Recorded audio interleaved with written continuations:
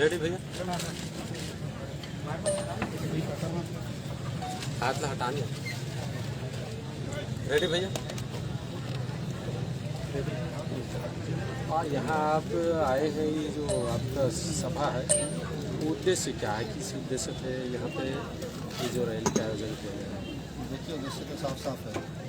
शोषित वर्ग को शासक बनाने की लड़ाई है, मजबूत की लड़ाई है। तो जो मजबूर है उनको मजबूत करना है, अपने परिवार के लोगों से मिलना है। और छत्तीसगढ़ के अंदर हमें ये लगता है, जो सूचना यहाँ पर दिल्ली तक पहुँचती है कि न्याय जो है ना, वो चरम सीमा पार कर रहा है। ये गुरु घासीदास जी की भूमि है। ये छत्तीसगढ़ बौद्धों की बड़ी विरासत है, बौद्ध राजाओं की बड़ी विरासत है। और ऐसी भूमि पर भी अगर लोगों को गोलियां मारी जाएंगी, जो गुरु घासीदास जी का संदेश था मन के मन की, उसको तोड़ा जाएगा। आप देख रहे होंगे यहाँ भोले वाले आदिवासी को नक्सली बनाकर गोलियां मार दी जाती हैं। और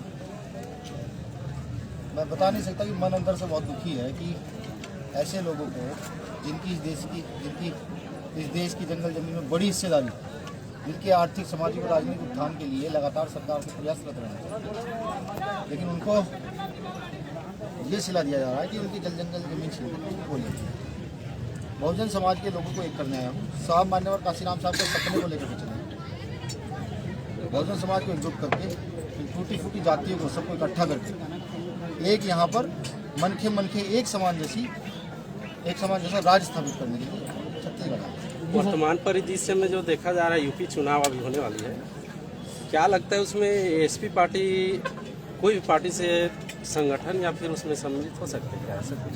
देखिए, मैं आपकी थोड़ी सी दिशा विहीन कर दूँगा। देश की आज़ादी में यहाँ के बहुजनों का बहुत बड़ा हिस्सा है, दलितों का, आदिवासी का, मुस्लिमों का बहुत बड़ा हिस्सा है। या सीधा मैं ये कहूँ, जो लोग न्याय के लिए लड़ते हैं ना, उनको कोई हरा नहीं पाता। हम लोग दो चीज़ जानते हैं, या तो जीतते हैं या सीखते हैं। हारने का शब्द क्या होता है, ये बीमारी में आज तक नहीं सुना। छत्तीसगढ़ में भी जितनी लड़ाइयाँ हम लोगों ने लड़ी हैं, रायगढ़ में बहुत बड़ी लड़ाई हम लोग, हमारे साथी लड़ रहे हैं, लड़ी है, जीते हैं। और भी तमाम क्षेत्रों में जहाँ हम लड़ाई लड़े जीते। ये रही एसपी पार्टी की बात। एसपी पार्टी नहीं, एक समाजी मूवमेंट है जो साहब काशीराम साहब द्वारा तैयार किया गया था, लेकिन आज वो कहीं ना कहीं विचलित हो गया है। तो उसी का नाम हमने नवीनीकरण करके एसपी काशीराम रख दिया, यानी कि आजाद समाज पार्टी काशीराम। जी सर, सर क्या मतलब कि सर भ्रष्टाचार है इंडिया में, ठीक है, पर सर किस प्रकार आप काम करेंगे? भ्रष्टाचार देखिए, भ्रष्टाचार के लिए तो यहाँ की जनता को सजग होना पड़ेगा, लोगों को सिद्धांतिक होना पड़ेगा। उन्हें साहब अम्बेडकर, गुरु घासीदास, रैदास, संत कबीर, गुरु नानक, तथागत बुद्ध, इनकी विचारधारा को फॉलो करके जो कि भारत की असली विचारधारा है, उसको आगे की ओर बढ़ना पड़ेगा। और मैं आपको एक चीज़ और बता दूँ कि भ्रष्टाचार अगर कोई देश में रोक सकता है तो यहाँ की पूंजीपति व्यवस्था नहीं रोक सकती। आप चाहते हैं कि अडानी अंबानी नहीं रोक पाएंगे, सरकार उनके द्वारा प्रायोजित है। भारत की प्रत्येक व्यवस्था, कोलफील्ड ले लीजिए, या यहाँ का जो जंगल है, उसको अधिग्रहण करके किसके हाथ में दिया जा रहा है, उन्नति किसकी होनी चाहिए। तो यहाँ पर जो लोग स्थायी हैं, जो लोग ट्राइबल्स हैं, जो जंगलों में रहते हैं, जो लोग आदिवासी है, जो दलित है, जो यहाँ के मूल निवासी जो रहने वाले हैं, जब तक उनका राज्य स्थापित नहीं होगा तो भ्रष्टाचार इस देश से खत्म नहीं किया जा सकता। सर, आने वाले 23-24 के चुनाव में क्या यहाँ आजाद समाज पार्टी चुनाव लड़ सकती है? देखिए, ये तय करेगी यहाँ की टीम, क्योंकि हम लोग लोकतंत्र को मानने वाले लोग हैं, संविधान मानने वाले लोग। अगर यहाँ की टीम ये कहती है भैया मजबूती आ गई है, हम यहाँ चुनाव मैदान में विपक्षी पार्टियों को से लोहा लेने के लिए उतर सकते हैं, हम न्याय की आवाज़ को बुलंद कर सकते हैं, और हम उन नेताओं को जो वंशानुगत नीति पर, जो राजतंत्र की नीति पर काम करें, राजतंत्र मतलब बाप का बेटा ही विधायक MP MLA बनेगा, उसका बेटा फिर विधायक MP MLA मंत्री बनेगा, जो इस नीति को अगर ये तोड़ सकते हैं, और ये छत्तीसगढ़ की जनता में पूरा विश्वास दिलाते हैं कि हम इस कारवा को तोड़ने के लिए तैयार हैं, बिल्कुल लड़ेंगे, क्यों नहीं लड़ेंगे।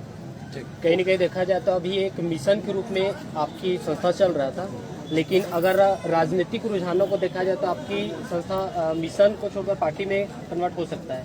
देखिए, भीम आर्मी भारत एकता मिशन पूर्णतया सामाजिक संगठन, मिशन का संगठन है, कमीशन का संगठन नहीं है, मिशन का संगठन है जो पूरे देश के अंदर स्थापित है, लगभग 26 राज्यों में स्थापित है। ठीक, दूसरा मैं पार्टी की बात करूँ तो भीम आर्मी भारत एकता मिशन ने एक पार्टी का निर्माण किया है, जिसके राष्ट्राध्यक्ष भाई एडवोकेट चंद्रशेखर आजाद जी हैं, जो भीम आर्मी के संस्थापक। हम सब ने मिलकर एक पार्टी का निर्माण किया है जिसका नाम आजाद समाज पार्टी काशीराम है। वो भी एक मिशन है, कमीशन नहीं है, समझ रहे हैं। तो जब पहले मिशन कमीशनों में तब्दील हुए, तभी तो इस नए मिशन का निर्माण हुआ। ठीक है। तो ये मिशन बहुत मजबूती के साथ चलेगा, ये कमीशन में बदलेगा नहीं। ये साहब काशीराम साहब, फूले साहब, फैजान साहब को घासीदास जी की जो असली विचारधारा है उसको जमीन पर स्थापित करके, लोगों को खड़ा करके, लोगों को ये बता करके कि इस देश की असली विचारधारा कोई है तो संतों महापुरुषों की विचारधारा है, जिन जिन संतों में नाम ले रहा हूँ उनकी विचारधारा है, उस विचारधारा को स्थापित किया जाएगा। और इस मूवमेंट को मिशन के तौर पर पूरे छत्तीसगढ़ में नहीं पूरे देश में स्थापित किया जाएगा। सर, आप बहुजनों की बात करते हैं, मायावती दीदी भी बहुजनों की बात करती है, तो इस दोनों पार्टी में क्या अंतर है? देखिए, बहन जी है, बुआ लगती है, हमारी बहन है, हमारी आदर्श नेता है, लेकिन कहीं ना कहीं विरासत जो होती है ना, विरासत, जैसे मेरे पिताजी हैं, वो कोई काम करते थे, मान के चलिए उनकी कोई दुकान थी, तो जब वो बुजुर्ग हो जाता है तो अपनी दुकान शिफ्ट कर देता है, बेटा या तो तुम देखो या किसी को देखने के लिए लगाओ जो इस दुकान को सही से चला सके, समझे? तो ये राजनीतिक सत्ता ट्रांसफर हो रही है आज के नए युग के नए लोगों के सामने। बाबा साहब अम्बेडकर ने कभी ये कहा था कि वो वंशानुगत राजनीति को जन्म देकर जा रहे हैं। बाबा साहब ने परिवारवाद की बात कभी की थी? साहब काशीराम साहब ने कभी परिवारवाद की बात की थी? नहीं की थी ना।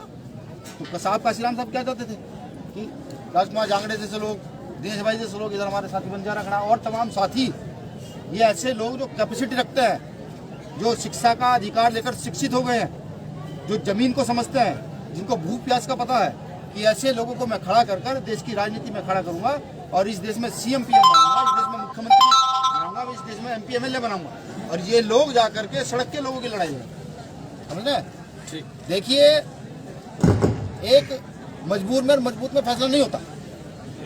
मैं सर्वजन की बात तब करूंगा जब कहीं ना कहीं मैं यहाँ के बहुजन को बराबरी की ओर लेकर के जाऊंगा, जब यहाँ का आदिवासी अपने आप को समान समझने लगेगा, दलित समान समझने लगेगा, जब यहाँ के मुसलमान, सिख, ईसाई, बौद्ध, पारसी अपने आप को ये समझने लगेगा कि नहीं, हम समान हैं और आर्टिकल 19 के तहत अपनी बात को मजबूती के साथ रख पाएंगे, तब जाकर के मैं सर्वजन की बात करूंगा। अन्यथा हम बहुजन की बात करने वाले लोग हैं, 100% प्योरली हम सबसे पहले भारत के बहुजन, भारत का जो मूल निवासी समाज है उसको स्थापित करेंगे, उसको मजबूत करेंगे। सर, अंतिम क्वेश्चन। Okay, thank you.